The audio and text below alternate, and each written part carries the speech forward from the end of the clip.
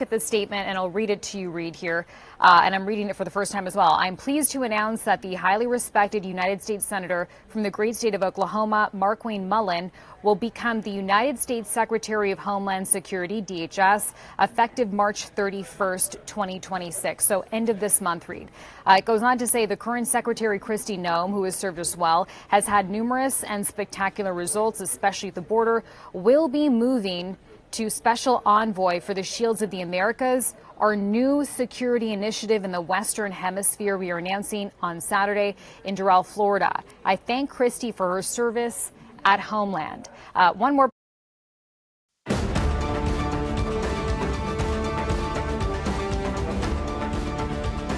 This is the CBS News Special Report. I'm Major Garrett in New York. President Trump just announced via social media Kristi Noem is out as Homeland Security Secretary. The president said in that same post that he is nominating Oklahoma Senator Markwayne Mullin to be her replacement. I want to turn now to Nancy Cordes, our chief White House correspondent, who joins us from North Lawn. Nancy?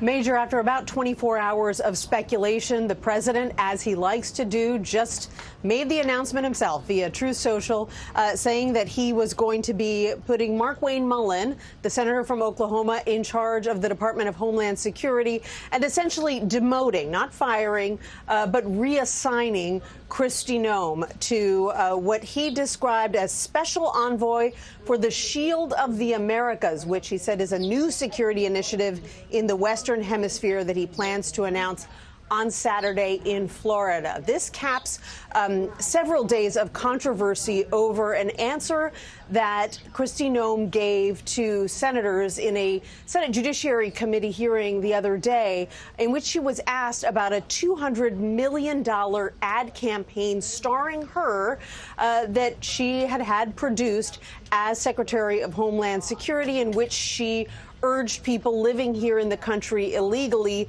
to self-deport. She was asked if the president knew that she was going to spend that kind of money on that ad campaign. She said yes, the president himself had signed off on it. Well, we began to hear through sources that the president hadn't signed off on it, and that he was, unhappy with the answer that Noem had given. She was already, we understand, on thin ice given the handling of arrests in Minneapolis, Minnesota, over the past couple of months, and then the president announcing just a few minutes ago, Major, that he is indeed replacing her, which is a major piece of news given how reluctant he has been to reassign or fire any cabinet level officials in his second term. As you know better than anyone, Major, he fired a lot of cabinet members in his first term, but this time around,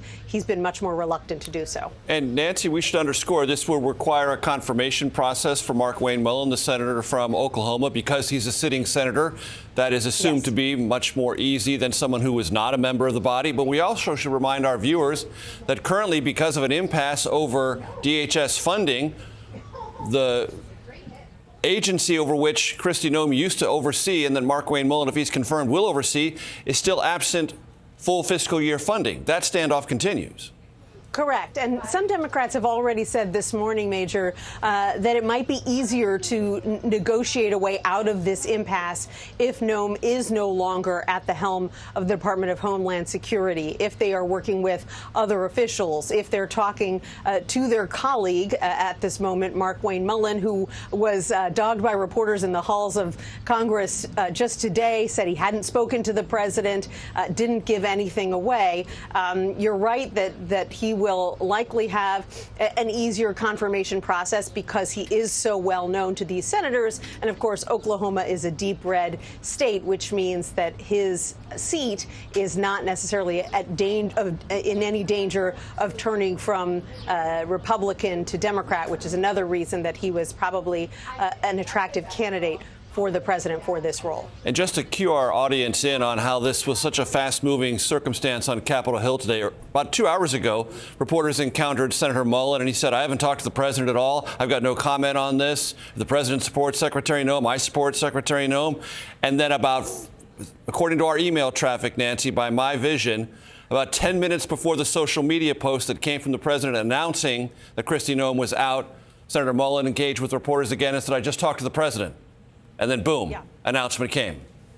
Yeah, and that mirrors the fact that the president has been talking to reporters this morning, as have some of his top aides, saying a variety of things as well, implying that he was not happy but hadn't made up his mind about what to do about Noem's leadership at the Department of Homeland Security, then indicate that he probably was going to fire her, and then culminating with this announcement that the president made on Truth Social that he is indeed moving her off of that role and to another one. Nancy, one other point to make. This is a personnel matter, and it's always of interest to the nation and the country when a cabinet secretary is sidelined. But there's a war going on in the Middle East. The Department of Homeland Security is the lead agency in monitoring and creating information for states and localities to deal with the threat matrix, which is clearly in a different posture than it was a week ago.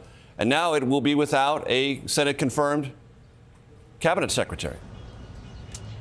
It certainly will, and these are, even a fast-moving confirmation process takes time in the Senate major, and that's not to mention the fact that there are also positions open overseas as well, important ambassadorships in the Middle East that have not been filled, that we know have been slowing communication, as you would expect, between the U.S. and those countries. Things just move a lot more smoothly when you have ambassadors installed in countries that are very important. So, this creates another headache for the administration, even if they know who is going to hold that job eventually. And Nancy, one last point. After the death of Alex Preddy, which came after the death of Renee Good on the streets of Minneapolis, the president dispatched Tom Homan, his White House immigration czar, and that was not a full-blown sidelining of Kristi Noem as DHS secretary who was leading the charge in Minneapolis, but it was clearly interpreted in the agency and in Washington as pushing her out of the way and less in the spotlight. That was a sort of foreshadowing of the difficulty she was in, culminating in today's news. Yes, and it has always been a sort of delicate situation because on one hand, there were those within the White House who were arguing that in Minneapolis, the aggressive things that Noem was doing and saying were at the behest of the president's right-hand man, his deputy chief of staff, Stephen Miller. And, and so she pushed back at that time and said, I was really just doing what I had been encouraged to do. And that's why, while she was sort of moved off of that assignment and kind of refocused on the border, there wasn't a move at that time to let her go. But one of the cardinal sins with this president is to say publicly that he did something that he insists he didn't do. And that appears to have been the final straw and what led to her being ousted as Secretary of Homeland Security. Really grateful to Nancy Cordes for all the help on this. Once again, to reiterate, President Trump has fired Kristi Noem as Homeland Security Secretary, giving her another job, intending to replace her with a new nominee, Senator Markwayne Mullin, Republican from Oklahoma. Our coverage will continue on CBS News 24/7 on your local news, and of course tonight on the CBS Evening News. This has been a CBS News special report from New York. I'm Major Garrett. Good day.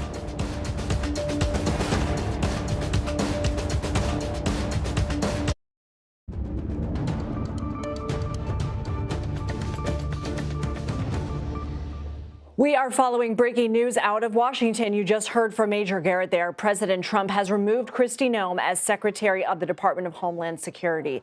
Noem has spent the past 2 days on Capitol Hill as she has faced growing backlash over her job and handling of the Department of Homeland Security and particularly Operation Metro Surge in Minneapolis. The president announced she would be transitioning to a new position, given the title Special Envoy for the Shield of Americas, which will apparently head up a new security initiative focusing on the Western Hemisphere that the president will give more information on this weekend. We should mention that Secretary Noem is delivering the keynote address at the Sergeant Benevolent Association Major Cities Conference. In a post on Truth Social, the president thanked Noem for her time leading DHS and announced he is nominating Oklahoma's Republican Senator Markwayne Mullin as the next DHS secretary. So let's bring back Nancy Cortez, CBS News chief White House correspondent. And Nancy, you were talking about this with Major, but let's go ahead and go into a little bit more detail here about really maybe what was the straw on the camel's back, and that was in one of the days of testimony, Republican Senator John Kennedy of Louisiana asking Noem, how do you square cuts to DHS and contracts with the fact that you have spent $220 million running TV advertisements that feature you prominently in it? Noem replied that the president tasked her with getting the message out to the country and putting commercials out. If they were in the country illegally, they needed to leave. And clearly that was something the president took issue with. Right, because she went a step further. And when she was asked, well, did the president know that these ads were going to cost $200 million? She said, oh, absolutely, he knew. And that's what the president is now telling advisors and reporters is incorrect. He said he didn't know how expensive it was going to be. But I do think, Lindsay, that while that was the straw that broke the camel's back, I think you could get a sense from more broadly the reaction to Kristi Noem in those hearings from not just Democrats, but from some Republicans, that she was really on thin ice. The fact that Tom Tillis of North Carolina was basically yelling at her, telling her she's a terrible leader and that she shouldn't be a cabinet secretary. The fact that John Kennedy, who's a big ally of the president, was willing to question her that aggressively about this ad campaign in the first place, all of that is a sign that they believed that she was pretty vulnerable, and that even perhaps they believed that the president was okay with them putting her on the spot because he wanted to see how she would respond. So this was almost like a test. I mean, why was the Tom Tillis interaction so significant to you if he's kind of been on the outs with the president and, in fact, isn't even running for re-election? Yeah, I think it was simply the fact that he stated so clearly and forcefully what Republicans have said behind the scenes, which is that he just doesn't think that she is capable of leading such an important agency at such a delicate time. He just came out and said it. You know, he's been critical of the president before, but, you know, he was practically yelling at her. And, you know, and that wasn't the only controversy. There were also very aggressive questions put to Noem by Democrats, both in the Senate and then at a subsequent hearing in the House, about her relationship with Corey Lewandowski, who is kind of her right-hand man at the Department of Homeland Security, but who lots of signs point to her being in a romantic relationship with him as well. And she was put on the spot about that. Corey Lewandowski is someone who has a long relationship with the president of the United States, was a major player in his first bid for the White House. And yet there have been questions about how appropriate it is that she is working with someone who is, for all intents and purposes, a subordinate who she may also be in a romantic relationship with. So it was kind of the combination of all of that. And, you know, the clips of those questions at the hearing going viral that really hurt Noem, especially at a time when she was already under such scrutiny for the department's handling of the situation in Minneapolis, where 2 American citizens were killed. Okay, Nancy, stand by if you can, because the secretary is speaking in Nashville. Let's go ahead and listen to a little bit. We also cover FEMA. FEMA is a disaster response agency, but it also is the agency that's entrusted to run the government on our very worst day. If we had a tragedy in this country where we needed someone to step up because our leadership was not able to, that agency would be entrusted to do that and to maintain our critical infrastructure. So they ensure that they go forward and maintain our electrical grid and our critical infrastructure such as water and systems that we rely on every day to help the American people be safe and to still have their way of life. We also have CISA, which some of you may have worked with them, which is our cybersecurity agency, which goes out and not only hunts down bad actors that would attack us on our cyber systems, but also gives us mitigation measures for how we can harden our systems. All of these entities work together to serve the American people and to make sure that we're prepared for any threats that we may face, but also respond to them in a way that honors what our ideals are. The sacred duty of our government truly is that people are entrusted to secure the rights also of all the American people. You know, the Declaration of Independence states that governments derive their powers from the consent of the governed, which is the people. The people give us the right to do our jobs each and every day. And as long as this world is fractured and as long as human nature is fallen, we will need brave men and women who step up and serve and enforce our rights and our laws and our values. And that's what all of you do in this room with your colleagues. The heroism was on full display this last week when we saw the attack in Austin, Texas, and we saw that the first responders that helped protected people and more lives there were our law enforcement that responded immediately. Instead of running away, they ran to it. And though we lost 3 lives and saw many other people injured, they prevented so many other lives from being lost. We're very grateful that they are willing to do that and to serve in such a way. In fact, it reminded me of the quote that is often attributed to George Orwell that states, "People sleep peacefully in their beds at night only because rough men stand ready to do violence on their behalves," which means you step up in order to protect people, and you do it in a way that other people often are never going to be required to. When tragedies like what we saw in Austin take place, it's your leadership and it's your decision-making that make all the difference. You use judgment, and people entrust you with their lives. You're on the front lines of leadership, and you have the responsibility of guiding and also shaping the next generation. So we thank you for that, and we thank you for what you do. I know that I've met many of you in the room. I've had the chance to visit with you. I appreciate your wisdom and your advice as we continue to develop trainings and insight into how leadership can work together to make good decisions and to break down the silos between agencies so that we can work together more different, in better ways than we have in the past. And you know we're seeing challenges across the country from judges and courts that are working to stop some of our efforts, that are looking to take away some of the protections that you need in law to do your work. And then also we're seeing some challenges from sanctuary states and sanctuary cities. In fact, after I get done sharing a few more words, I want to hear your questions on ways that we can help you do your jobs. If you're in a situation where the laws may be a little different than it is in other states, or you may have unique challenges that perhaps we could work together on to find ways to help you bring criminals to justice and to protect your community from public safety threats. America is the greatest country in the world, and it's the greatest country in the world that has great cities and great communities. Regardless of where people live, we need to make sure that they have an opportunity to go to work every day safely and to send their kids to school safely every day. Sanctuary cities do give us a challenge, because it makes it difficult at times for law enforcement to do. All right, let's go ahead and bring back CBS News Chief White House correspondent Nancy Cortez as Secretary Noem continues there to speak in Nashville.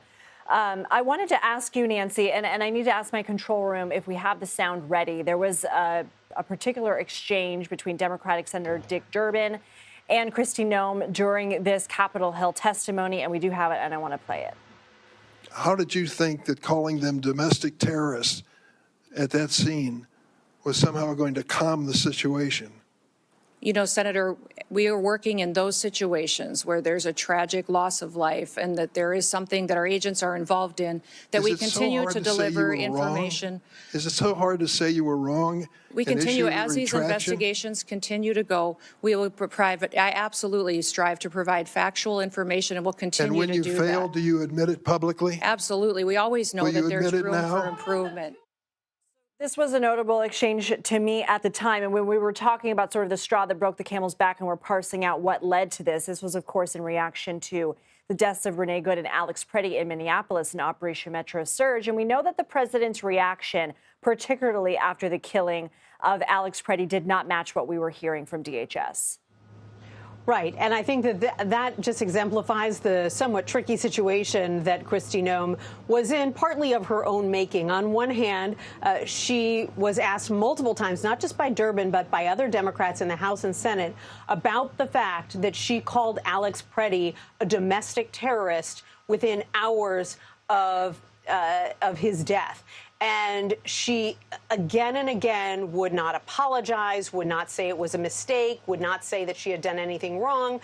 And in that sense, she was kind of following the president's lead, which is never admit a mistake, never say you were wrong. And you know, we know from sources behind the scenes that she said actually she was given that language by the president's deputy chief of staff, Stephen Miller. But at the same time, there was sort of an unwillingness to accept the reality, which is that it was very clear from the very beginning that this is not someone who was a domestic terrorist. He is now dead. Why is she now not saying that that was a mistake? All she would say was, we're now investigating, so I can't say that he wasn't a domestic terrorist because we're investigating. Well, then why did you say he was a domestic terrorist if there was an investigation that hadn't happened yet? So, you know, that exchange and so many others went viral for a reason, because she wasn't providing sort of the common sense answer that a lot of senators and House members were looking for. One more quick question to you, Nancy. Do we know anything about her new role that he is going to apparently divulge more information about this weekend? So all we know is the title, Special Envoy for the Shield of the Americas, which the president says is going to be sort of a new international working group that's going to involve a lot of Latin American countries that is going to meet this weekend for the first time in Florida. So it's obviously a demotion, and it sort of brings to mind the president's national security advisor, Mike Waltz, who was demoted. But similarly, the president didn't want to call it a demotion, didn't want to indicate that he had made a poor choice, and so instead reassigned him to be U.S. ambassador to the United Nations. CBS News Chief White House correspondent Nancy Cortez, thank you so much. Let's bring in Capitol Hill correspondent Caitlin Huey-Burns. So, Caitlin, you had some reporting this morning of some reaction from Senator Kennedy regarding that ad and his line of questioning with Noem at this hearing, and that he apparently had heard from the president. What can you tell us? That's right. There was an extremely notable exchange during that Judiciary Committee hearing on Tuesday, where John Kennedy, a Republican conservative senator from Louisiana and a close ally of the president, pressed Noem on the agency's spending of over $200 million on television ads that prominently featured Noem. And he asked her whether those were effective in deterring illegal immigration and who approved the spending. And in that committee hearing, Noem, under oath, said that the president did. Now, after that, I spoke to Kennedy, and he told me that he was very upset about this kind of spending and had questions about whether the president had approved it in the first place. Fast forward to today, the president apparently called him, Kennedy said, after that hearing, and in Kennedy's telling, the two stories did not line up. Now, this is significant because as we've been talking about all of the kind of the lists of concerns that lawmakers up here have had about Noem, that exchange and the president paying attention to it seems, at least at this point, to be consequential. Now, I just was speaking with Tom Tillis, who's a Republican from North Carolina. You may remember him in that hearing. He was one of the first Republicans to call for Noem to resign. This is after Minneapolis. I just talked to him at length, and he said that her management was the issue here, that it's not personal, but that she showed that she could not handle this agency. I can also tell you that talking to lawmakers coming out of a lunch where they were just made aware of this news, they are very supportive, Republicans are, of their colleague who now the president announced will head DHS, Markwayne Mullin, a Republican senator up here. He left that lunch in the middle of it, and it appeared he appeared to be on the phone. So this is significant because he will have strong Republican support up here. They just need a majority, simple majority, to approve that. But this is going to be another confirmation battle up here on Capitol Hill to lead the agency at a time where there is no agreement on funding for the agency. So a lot of layers here, but bottom line, that exchange earlier this week with a Republican senator was very consequential when you're looking at the timeline of all of this. What else can you tell us about Markwayne Mullin of Oklahoma? That's right. He's a Republican from Oklahoma, served in the House, serves now in the Senate. He is well liked by colleagues. He is a prolific presence on television. He is on air frequently as well, and a close ally of the president. Campaigned for him as well. You can see on your screen there. He told our Alan Key earlier this morning he was kind of tight-lipped about all of this. A lot of people we've been talking to up here were learning information as it was being reported out. He told our Alan Key, our Senate producer up here, that earlier today that he had confidence in Noem as long as the president did. And that was kind of echoed by lawmakers we've been talking to, asking if they had confidence in Noem. And their line was, well, she serves at the pleasure of the president. So it is notable, that kind of line of phrasing. So that was starting to give us some clues as to, this will be in the president's court here. I mean, look, this just happened, but have you heard any reaction yet on Capitol Hill? I was just talking to a Democratic senator from Maryland. I asked her about whether this changes the dynamics in terms of funding for DHS, and she told me no, that they still have serious issues with the way that the president is running immigration enforcement, that the buck stops with him, not necessarily Noem. So that's what we're trying to report out now. Does this change the fight over DHS funding? Because remember, Democrats had said they're not going to support long-term funding for the agency unless reforms to ICE are put in place. Those negotiations are really at a standstill right now.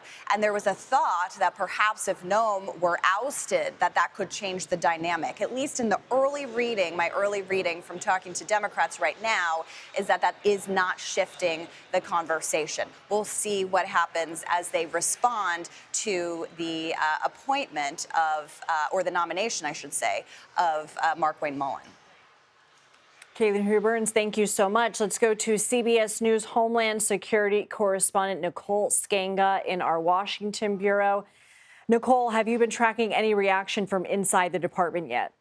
Yeah, we're told that the Secretary of the Department of Homeland Security does know and did get a small heads up regarding the president's decision. There were some last-ditch efforts last night, both between her and also her de facto chief of staff, Corey Lewandowski, to try to make amends and reach out to the White House, and in particular, the president of the United States. Clearly, those last-ditch efforts unsuccessful here. But really, it doesn't come down to just one thing, Lindsay. Of course, the tides began to turn in the aftermath of the fatal shootings of Renee Good as well as Alex Preddy, and the overall handling of Operation Metro Surge in the Minneapolis area, which was overwhelmingly unpopular. But there have been a number of events leading up to this moment, including that $220 million advertisement campaign and the controversy surrounding it that Caitlin Huey-Burns mentioned earlier. Obviously, the president telling reporters that despite what the secretary testified before lawmakers on Capitol Hill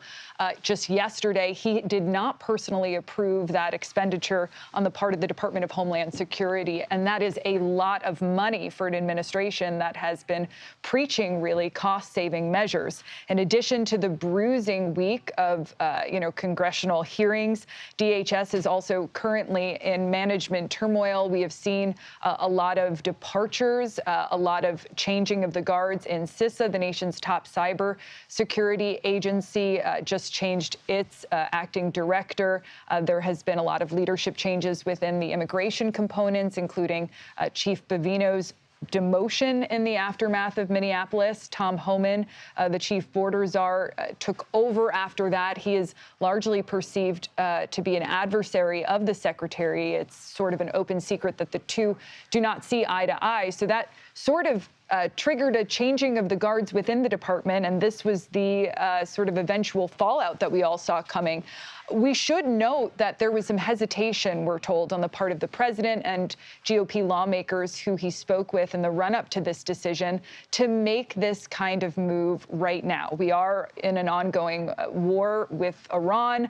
There are a number of Homeland Security concerns, not only with lone wolf attacks here in the United States and the height environment, or the threat environment, I should say, increasing here, but also cyber incidents. We've seen the ICRG target DoD contractors. And of course, there's the ongoing Department of Homeland Security shutdown. Right now, the Coast Guard, the Secret Service, many personnel furloughed, not being paid. And so this is sort of a moment of turmoil for this department. To now remove their only Senate-confirmed leader at the helm really throws this department, the third largest in the United States government, into further disarray. You mentioned it's an open secret that Noem and Homeland don't get along. Do we know the beef between the two?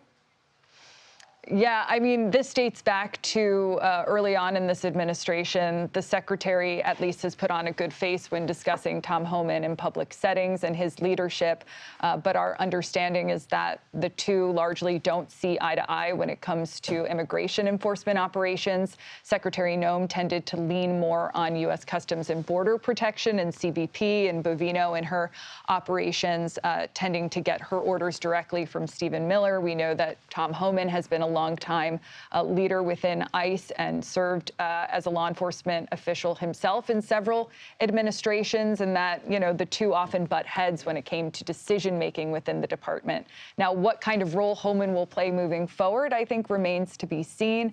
We do know that the heir apparent here, Senator Mullin, is widely liked within, it seems like, the Department of Homeland Security. Sources I've been speaking with today understand that he is a hardliner on immigration and, you know, have welcomed this decision for whatever it's worth. We will see how that dynamic plays out with Homan taking on a sort of a new role in leading immigration operations nationwide. Okay, Nicole Skenga, if you can hang out with us for a bit. If you have to go and continue to newsgather, we understand. But let's go back to Nashville, where Secretary Noem is speaking in front of the Sergeant Benevolent Association Major Cities Conference. She has been taking questions from attendees, but she has not yet addressed her reassignments. Let's go ahead and listen for a couple minutes. Pursuing in Hawaii would be through our TSA officials, and then also we have CBP there, of course, because of all the travel back and forth and individuals. CBP is the largest law enforcement agency that we have, one of the largest in the country, and it does all traveler information internationally, and so I'm sure that you're interacting with them quite often. So we don't, as far as targeted operations, you may see a presence in Hawaii if we know specific individuals there. And we are tracking and have signed security agreements with other countries. I think since I've been Homeland Security Secretary, we've signed 27 different security agreements with other countries to share information with us. If they have a dangerous individual that they think maybe has traveled into the United States, we will share those databases with each other. They share theirs with us so that we know when some of these individuals are coming into the country. And that may be, I'd say, the vast majority of the interactions you'll see in Hawaii. If you've got some suggestions for us or experience, I'd sure love to hear. We'll definitely do that. Mahalo. Mahalo. Yes, sir. Hi. My name's Jeff Wader. I'm the proud president of the Rochester Police Locust Club, located between Buffalo and Syracuse. And just a shameless plug, go Bills. Yeah, that's right. Good. So I used to have, my TFO is 728 officers. Okay. I'm currently down to 594. And I had two more come in the other day that they're retiring. And we have a very, very difficult time retaining our members, but also hiring. And I know this is a issue throughout the country, especially in larger communities. My question to you is the federal government and or the Trump administration, are they able to provide bonuses for retention and bonuses for hiring incentives to start building back our staff? All right, let's go now to CBS News, the Executive Director of White House and Politics, Finn Gomez. Finn, your reaction? Well, Lindsay, I have been talking to some of my sources, and one thing, following that exchange that Caitlin Huey Burns spoke about on the Hill, where the DHS Secretary Noem and lawmakers really really testy exchange over the 200 million plus ad campaign. I have confirmed through my sources, by two sources, that there was a very contentious phone call with Corey Lewandowski, the top advisor to Noem. It was with him and with the president following that exchange on the Hill. According to my sources, it was very acrimonious and quite contentious of a conversation. I don't have specifics about what was discussed, but it was specifically related to that exchange with Noem and lawmakers on the Hill during the testimony. Was it about their rumored romantic relationship or about the ad spending? Well, it was, my understanding was about the ad spending in that exchange. I don't know all the details within the context of that conversation. There has been rumors and, reports about an alleged personal relationship between Lewandowski and Noem. I will say that Lewandowski has been adamant that it's not true. In fact, Noem herself said during multiple questions about that during her testimony that she referred to it as like tabloid garbage or something to that extent. So they have denied, at least Lewandowski has denied that straight out. But it's something that has persisted for a couple years, and we have been hearing, and it's been part of the chatter within Washington. I have not confirmed that, and I can just go off what has been reported and their denials, of course. But we do know there was quite a fiery exchange between the president and Lewandowski. Lewandowski, of course, goes back with the president back to 2015, where he was the co-campaign manager during the 2016 presidential cycle, in that successful bid by the president to win in his presidential campaign in that presidential cycle with Lewandowski and David Bossie at the helm. Lindsay? Is it your understanding, though, that Lewandowski is still in his position at DHS? That's a good question. I have reached out to Lewandowski. I have not heard back yet on that. But, however, we do know that they do have a very strong professional relationship. Obviously, he's her top advisor by all accounts, and because of that, they're really tied. So I don't, it's an assumption here. I can't confirm it, but the assumption is because of that relationship, that it's unlikely that he would remain as she now goes. So I really doubt that Senator Mullin would continue to keep him on as well. Senator Mullin is really interesting. I know that Kaylin Huey Burns spoke about him, but he's someone from, as been reported, he's a junior senator from Oklahoma. He's a former plumbing company owner. He's also someone who has a very hardline perspective on immigration, a very close ally to the president and to the White House. And also, interestingly enough, he's a member of the Cherokee Nation, one of the few Native Americans serving in Congress. Lindsay? For those of us who remember the first Trump administration, this is a bit reminiscent. We have not seen the kind of turnover in the second administration that we saw with the first administration. Great point. Really until now, but this is very significant.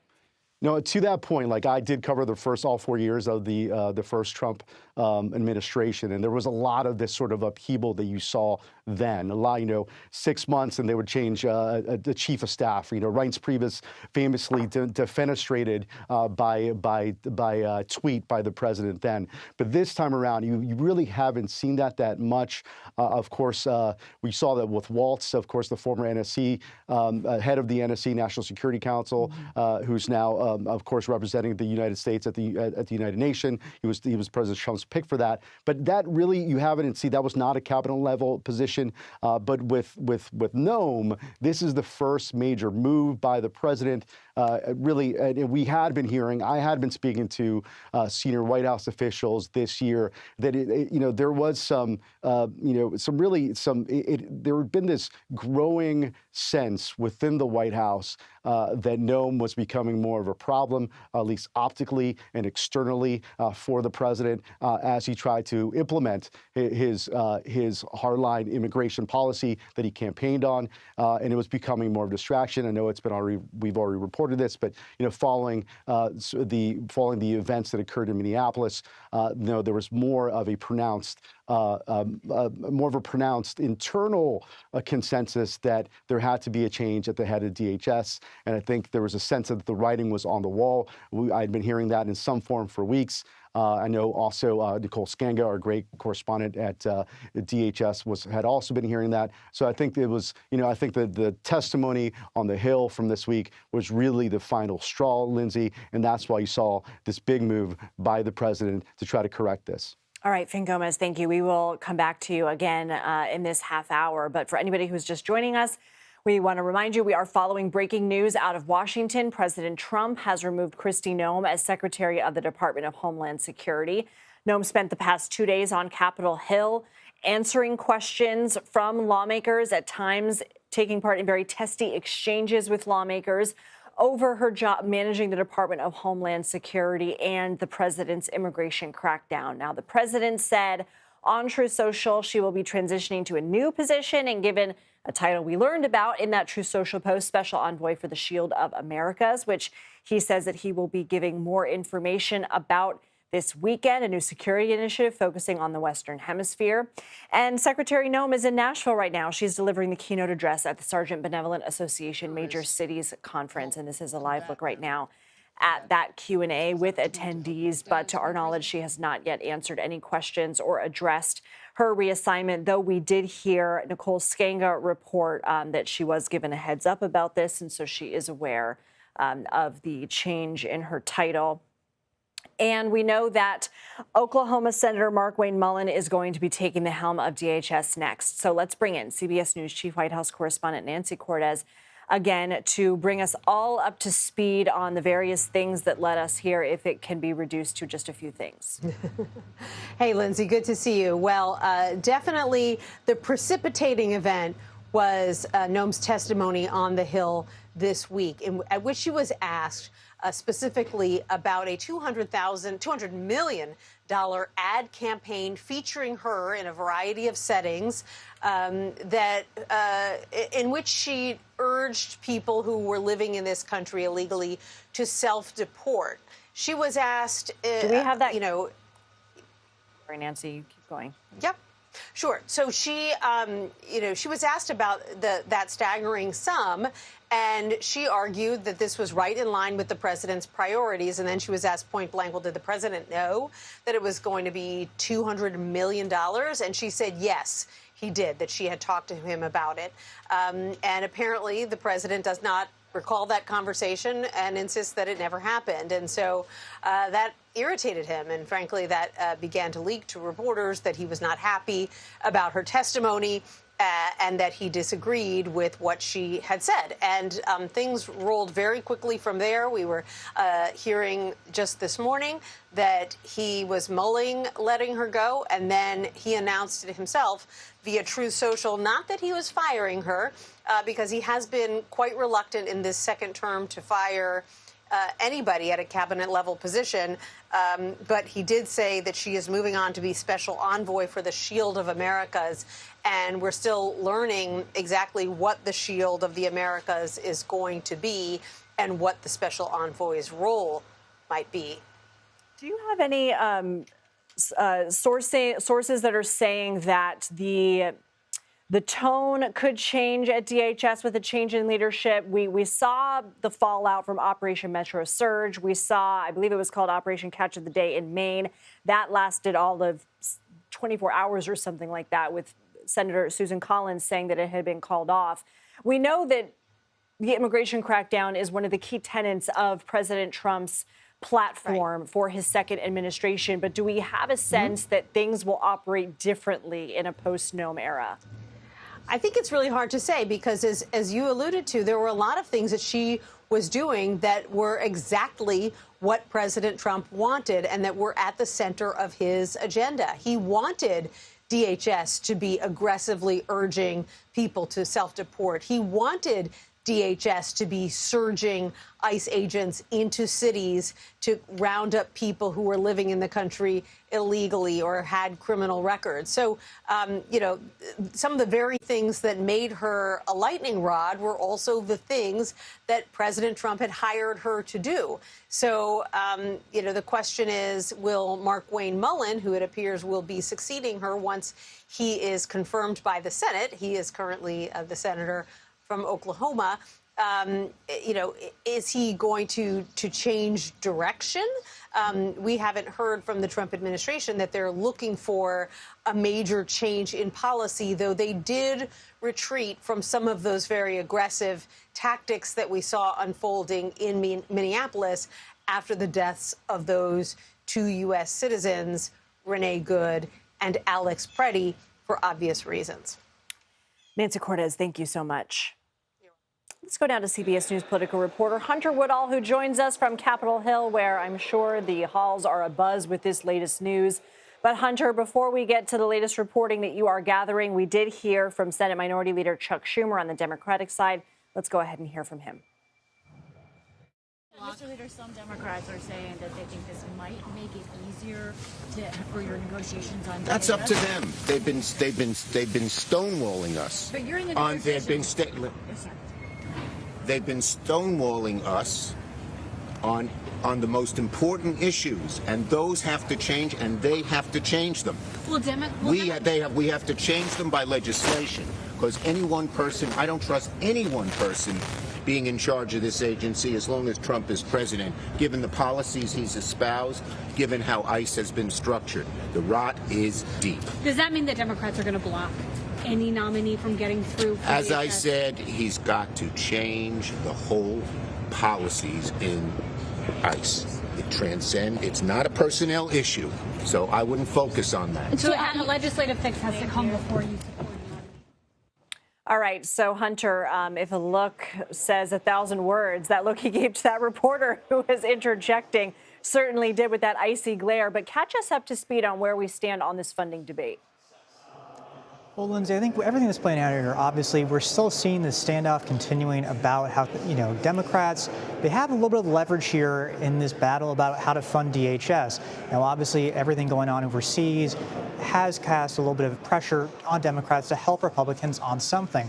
But what we're watching here clearly, especially with the news today from the president saying there's going to be this change in leadership at DHS, it does add a new level of scrutiny. Democrats are obviously very upset with how the Department of Homeland Security has conducted itself, has conducted operations during the Trump administration. And we're watching at a point where Democrats, voters, their base really want to see Democrats fight back more. So now Democrats are going to have an opportunity in a Senate confirmation battle about the new DHS secretary, or the next nominee of the DHS secretary, Markwayne Mullin, the Oklahoma senator, to really raise questions, raise concerns. And that's coming just at such a critical time after, obviously, all the tumult we saw in Minnesota and the deaths of 2 American citizens. What other reaction are you tracking? It was notable as I came over here to get in front of the camera. I was one of the reporters who Senator Roger Wicker of Mississippi was speaking to. There's a certain level of just unexpectedness here. Obviously, Secretary Noem, the DHS secretary, had faced a lot of scrutiny and questions, as you've outlined earlier in this program. But Roger Wicker, the Mississippi senator, told me he was actually just at lunch with Markwayne Mullin, the Oklahoma senator who President Trump is picking to be the successor to Kristi Noem. And he said Senator Mullin was at lunch, got up abruptly, left a full plate of food on the table, and that just kind of shows perhaps how unexpected this is and how unknown this was before today. How typical is it for the president to announce these kind of personnel changes via Truth Social? Well, you pointed out earlier, this does feel very reminiscent of the first Trump administration during the president's first term. There is this level, obviously, of the president is unpredictable. The president, does seem to have a sense of when public opinion may be turning against things. And I think especially you're going to hear a lot, obviously, about the contentiousness on Capitol Hill between lawmakers, including Republican lawmakers and Secretary Noem, but also just given how much scrutiny was on DHS after what happened in Minnesota in January, it's reasonable to think, obviously, that the president was listening, hearing what was going on across the nation, and that might have had an impact on what we saw play out today. Give us an idea of how these two concurrent fights, one over funding and one now over confirmation, will likely go there on Capitol Hill. Well, Lindsay, that's the thing. It's hard not to see these two things linked. Obviously, they're two entirely separate measures in terms of, one's a funding measure, one would be a confirmation battle over an appointment to the administration, or a confirmation to the administration. but they're obviously going to raise questions about DHS. It's going to give lawmakers more of a chance, especially in the Senate, to have their say, have their moment to highlight concerns that they have. It's going to be interesting to see. Again, Roger Wicker, that Mississippi senator that was speaking to reporters a few moments ago, he told us that he thought, Markwayne Mullin would be able to get confirmed, and he would miss him, obviously, in the Senate. So Republicans, you think, will likely get behind Markwayne Mullin, the Oklahoma senator, as the next DHS secretary? Republicans control the Senate. They don't really need Democrats' buy-in in this confirmation process. But you do think that Democrats will obviously be able to raise concerns. They could slow it down. This could drag on for a lengthy amount of time, and that could raise more scrutiny and, more calls for transparency at DHS. All right, Hunter Woodall, thank you so much. Let's go back to CBS News Homeland Security correspondent Nicole Skanga, because Nicole, at the same time that we have been seeing this ramp up, this crackdown on illegal immigration, and we have seen these incentives for people to self-deport, we have also seen the ranks try and fortify and build up. And with that has come criticism, including from a whistleblower inside DHS, that maybe corners were being cut in terms of trying to ramp up ICE staffing. What can you tell us about that? Yeah, ICE had set a very ambitious goal of hiring 10,000 new agents by the end of 2025. Now, that goal was not widely reached. There were approximately 4,000 new recruits that were put through training. But within the 7-month span since DHS announced this sort of recruitment and retention push, training dropped from 72 days to 42 days, and multiple courses, including classes that focus specifically on use of force, on firearm training, were dropped in that process. And there were multiple whistleblowers, including a whistleblower, Brian Shank, who appeared before lawmakers on Capitol Hill to discuss some of those changes and to voice his own concerns. There was also a lot of concerns about the number of former law enforcement officers who were also joining the ranks of ICE, the fact that they had to only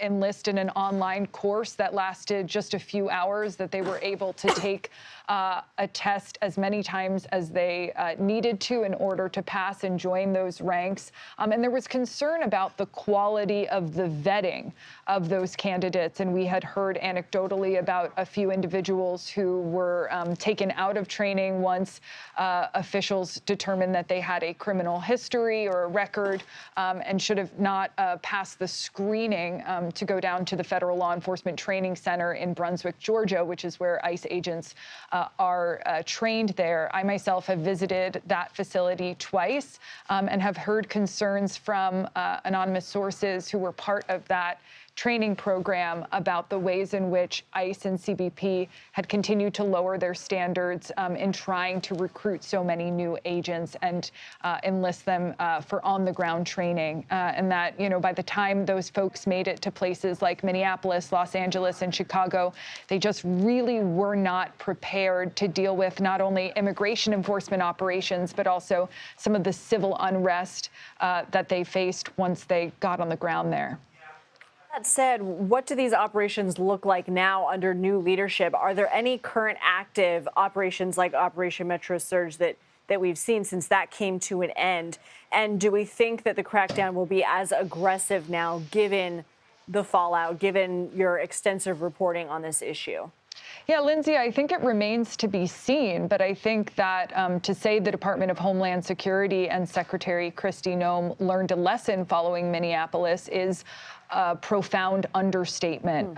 2 Americans died at the hands of federal law enforcement, and no matter how she or others within the Department of Homeland Security have testified publicly on Capitol Hill, no matter how many questions they take regarding Operation Metro Surge, I think it has been abundantly clear in the eyes of the public that the vast majority of Americans disagree with how immigration enforcement policies went down in Minneapolis, even those who were initially supportive of President Donald Trump's campaign promise to deport the, quote, worst of the worst nationwide. And so it'll be interesting to see. I mean, Markwayne Mullin, senator from Oklahoma, the next DHS secretary, if he's even confirmed, does have a history of being supportive of immigration enforcement. He is considered a hardliner within the ranks on Capitol Hill, and his nomination by the president today has been been, from what I've heard from DHS sources and Homeland Security, current and former officials, quite welcome in this space.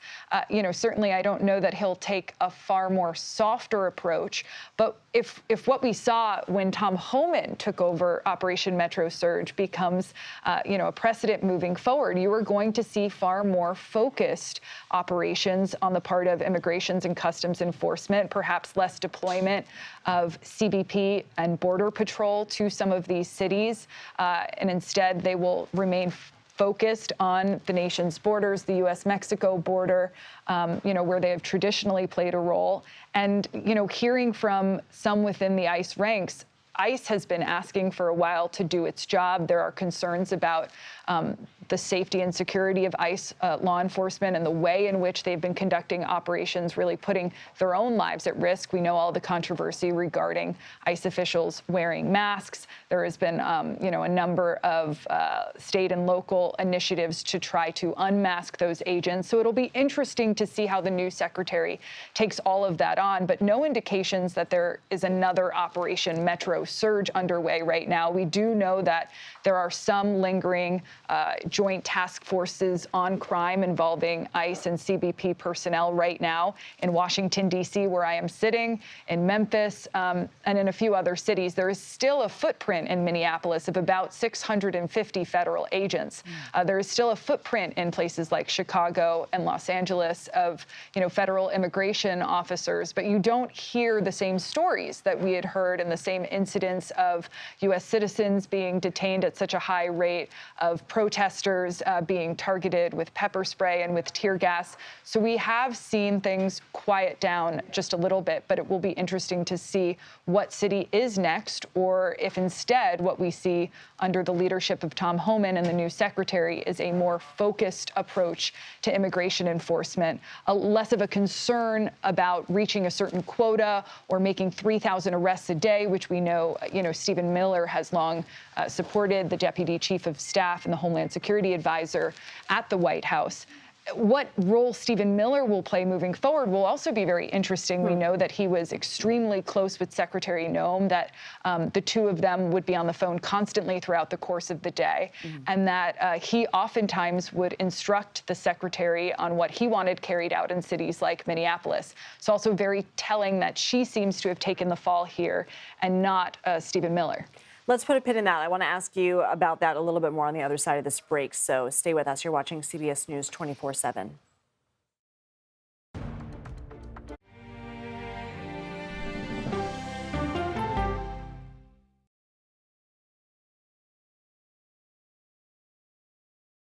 Go to the ends of the earth. We'll hit the heights. A great adventure together. And reach for the stars. Star power. I like it. So cool. But wait, there's more. Experience thought-provoking. Something that's undeniable. With mindfulness. Innovative. Magical. It's like being a child. And truly original reporting. God, you do your research. I tell a good story. Because there's always something new under the sun on CBS Sunday morning. Do you believe this case could be solved? Yes, I do. What is your emergency? I accidentally shot my wife. Do you think it was accidental? I guess that's the million-dollar question. It's not a violent crash. No. Whoa. There's our connection. Lady down. I knew this was going to happen. Did this look like an accident or something else? Something entirely different. I never would have guessed how this ended. 48 Hours, now streaming on CBS and Paramount Plus.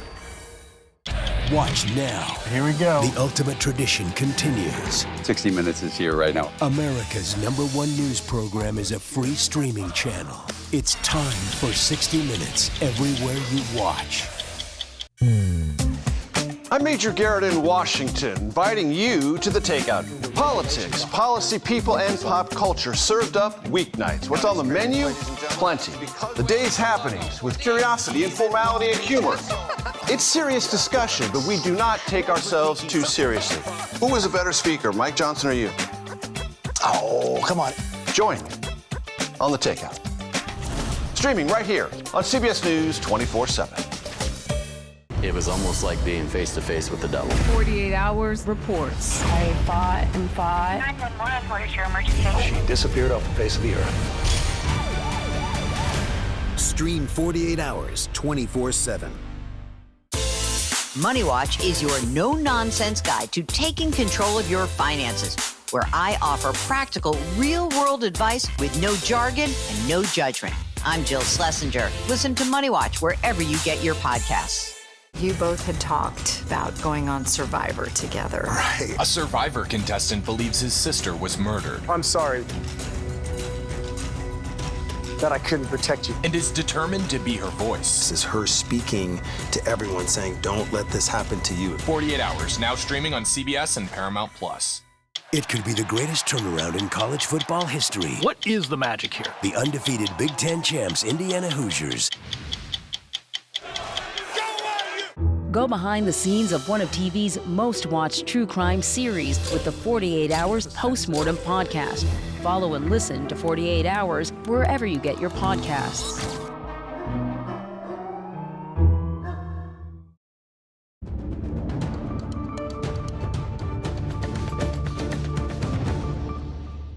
We are back with our breaking news of DHS Secretary Kristi Noem being ousted. Let's go back to CBS News political reporter Hunter Woodall. You have some new reporting regarding Senator Kennedy and a conversation that he had with the president yesterday. Of course, Senator Kelly, with that infamous back and forth between Noem and that Senate hearing about that ad spending that she said the president knew about. He asked me what I thought about Markwayne, and I said, A, I like him. B, he's very smart. C, he's a very good businessman. And D, if I didn't believe the three things I just told you, I'd lie to you because Markwayne would whip my. Can you get a sense of, when you talked to the president, did you get a sense of how long he had been preparing to make this move? No. He had been at least days, at least till Tuesday. I don't know. I didn't quiz. So do you think that he's easily confirmable? Markwayne? Mm-hmm. I do, yeah. I think he'll do a good job. What does that tell you? Lindsay, what we saw happen on Capitol Hill this week, obviously so much more scrutiny of DHS Secretary Kristi Noem, including from Senator Kennedy there, obviously a Louisiana Republican. What this shows us is really notable because in the Trump administration 2.0, this has been a Republican Party that is much more in line with the priorities that President Trump has advocated for, much more so than after the 2016 election, obviously when some felt his win was a surprise, his rise was a surprise. When you saw the kind of scrutiny that Secretary Noem is drawing, not just from Senator Kennedy, but somebody like Senator Tillis, the North Carolina Republican, who's actually leaving office at the end of this term, it's really fascinating because that may signal, obviously, eroding support for Kristi Noem in the Republican Party, as we've maybe seen play out today. But it also just shows, obviously, running an agency like this is incredibly difficult. And it's incredibly difficult for somebody. Kristi Noem was the governor of South Dakota before she took over at DHS. This is somebody, obviously, she didn't have that D.C. experience so much from the Senate perspective. She had been a U.S. House member. But obviously, this is a difficult role. It was going to be a difficult role given, obviously, the remit that the Trump administration was giving to that role. I mean, I vividly remember hearing a Republican senator talking to folks right after the inauguration, essentially saying, you're going to have a lot going on. This is going to be a busy task for people involved in DHS. That was Tom Homeland on the Trump inauguration day. And that just tells you there's a lot of scrutiny here. There's a lot of tension here. There's obviously one where Republicans had no problem pushing back in some cases on Secretary Noem yesterday. And that provided a telling prologue to what we saw today. I know that we don't know the ins and outs of the president's schedule, but does it strike you as odd that he was paying such close attention to this public testimony just days after striking Iran? I think what's interesting, and I can't speak to obviously why the president may have been watching that, or if he was even, but what is telling is when you have that kind of pushback from members of your own party. Again, this Trump version of the Republican Party, they're so much more supportive of the president, even though they were back in this, let's say, the same point in 2018 during his first term. And when you see such a public example of pushback like that, that just tells you there's erosion, maybe not just amongst the base, maybe not just amongst members in Washington, but that level of scrutiny that can obviously reflect deep-seated tensions or concerns that senators have. And that really can be the kind of thing that erodes support for an agency, for an administration, and for a cabinet secretary, Lindsay. All right, CBS News political reporter Hunter Woodall, thank you so much. Just to catch everybody up to speed on the big news that we are following this afternoon, President Trump announcing today on Truth Social that Department of Homeland Security Secretary Kristi Noem would leave her role later this month. She has faced intense criticism that has reached a peak this week. He also announced her replacement, Oklahoma Senator Markwayne Mullin, will become the Secretary of DHS effective March 31st. The Senate is going to need to confirm him to that post. The president in his post said that Noem had served us well, citing her spectacular results on the border, and said she will be moving to a role as special envoy for the Shield of the Americas, which he says is a new security initiative that the administration will be unveiling. We, of course, will continue to follow this breaking news and bring you the very latest. You are watching CBS News 24/7.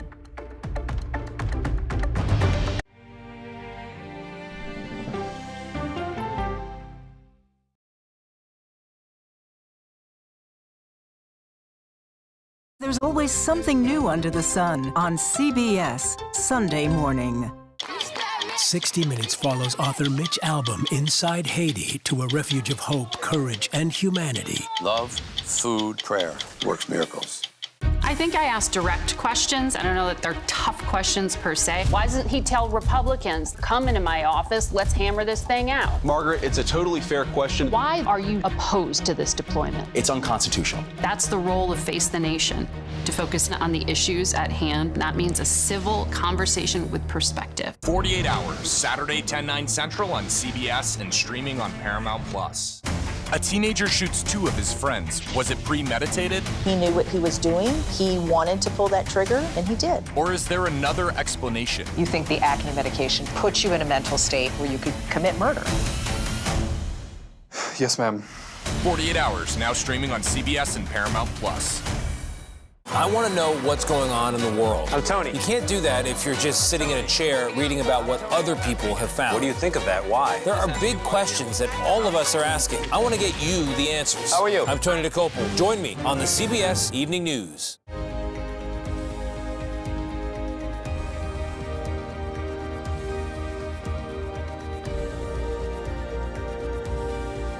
And that's the way it is. Friday, March 6th, 1981. I'll be away on assignment, and Dan Rather will be sitting in here for the next few years. Good night.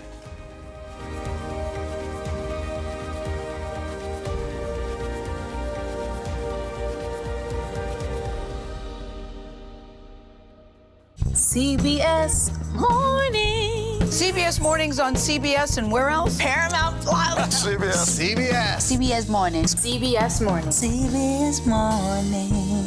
See you at 7. I want a mug. I'm Major Garrett in Washington, inviting you to the Takeout. Politics, policy, people, and pop culture served up weeknights. What's on the menu? Plenty. The day's happenings with curiosity, informality, and humor. It's serious discussion, but we do not take ourselves too seriously. Who is a better speaker, Mike Johnson or you? Oh, come on. Join me on the Takeout. Streaming right here on CBS News 24/7. Sunday morning, JFK's grandson Jack Schlossberg on his run for Congress, plus Ultimate Fighting Championship CEO Dana White, and coyotes on the prowl. A woman is found murdered. Down here is where hunters had discovered the female in the ditch. And is soon identified. Whoa, wait a minute. That looks like Mindy. Yet friends had learned the same woman passed from natural causes months earlier. I had been told that she had died in the hospital. How is it possible she died twice? 48 Hours, now streaming on CBS and Paramount+. I want to know what's going on in the world. You can't do that if you're just sitting in a chair reading about what other people have found. You have to get out there and listen. By telling people about each other, you actually bring this country together. There are big questions that all of us are asking. I want to get you the answers. I'm Tony DeCopel. Join me on the CBS Evening News.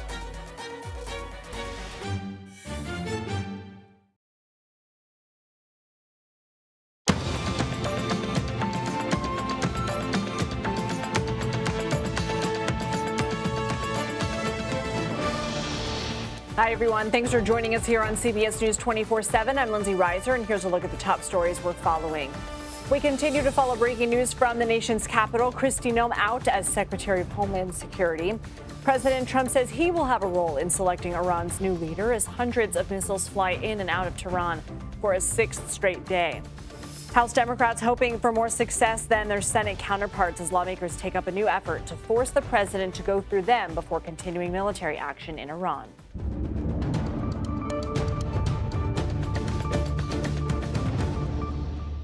But let's get back to that breaking news out of Washington. President Trump removing Kristi Noem as Secretary of the Department of Homeland Security. Noem has spent